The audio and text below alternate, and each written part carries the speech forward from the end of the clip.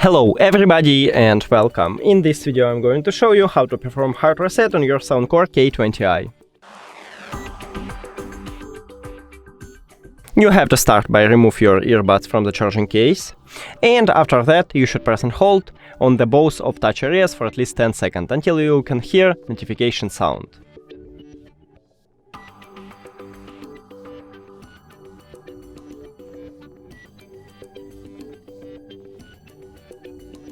After that, put it to the charging case, and right here we can see this LED light, so wait until it turn off, and now remove your earbuds from the charging case.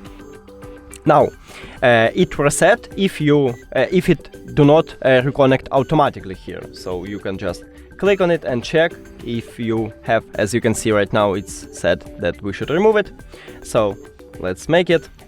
And now if you have Android, click pair new device, and then you will see it at the device list. Click on it.